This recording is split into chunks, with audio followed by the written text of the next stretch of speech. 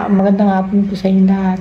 Thank you Lord kasi meron ako another blessing na kasi Gcash 1,000 siya pero nag-inis siya pwede mo ka-mention na ang dahil blessing nga dumating ng araw na to utusin at sayron para bumili ng pronto saan.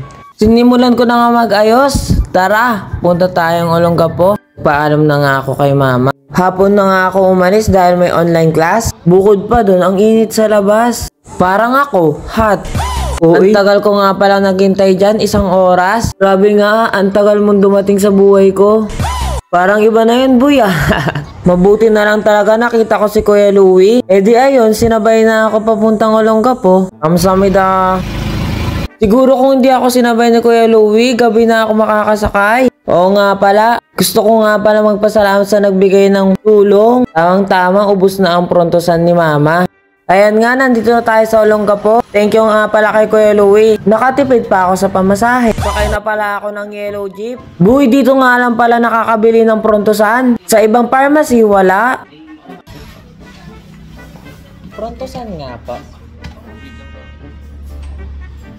Ayan nga pala ang resibo. 950 pesos.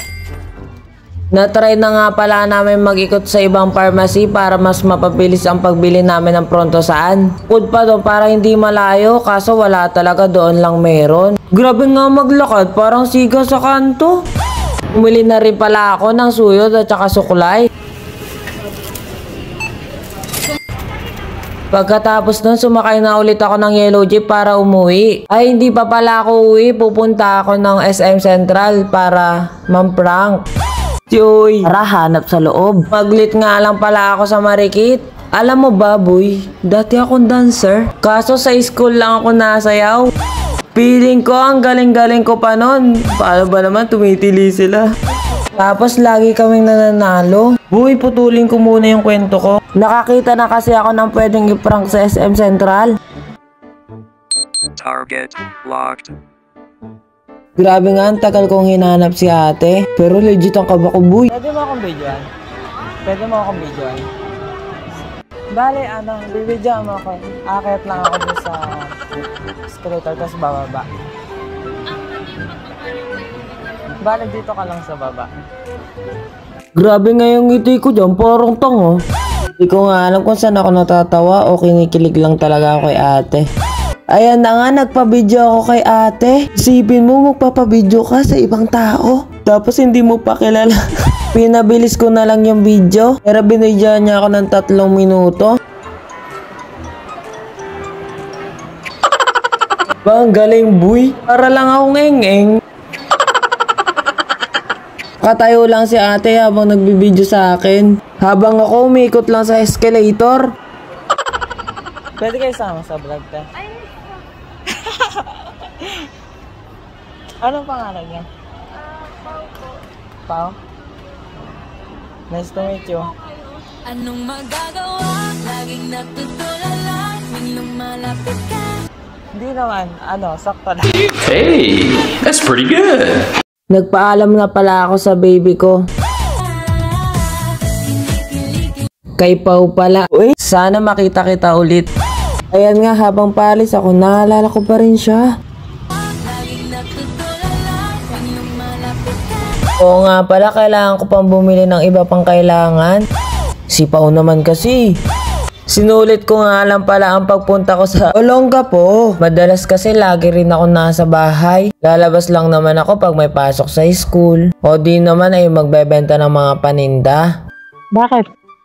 Tinawagan ko nga pala si mama kung ano yung gusto niyang ipabili. Ayun, wala daw.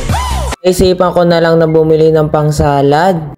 Mas okay nga palang bumili ng gulay sa palengke at saka mga isda kaysa sa mall. Kasi tinatawag kang pogi. Magkano po ito? 30 pa isang tumpok.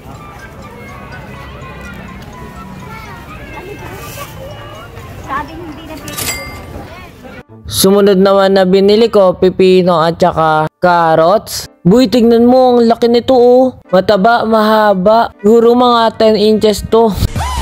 Iponggo, ano nasa utak mo? Bibili nga pala tayo ng pipino, 2. Itong carrots naman, 20 pesos.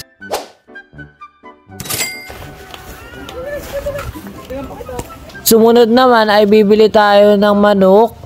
Sa loob nga pala tayo bibili para mura.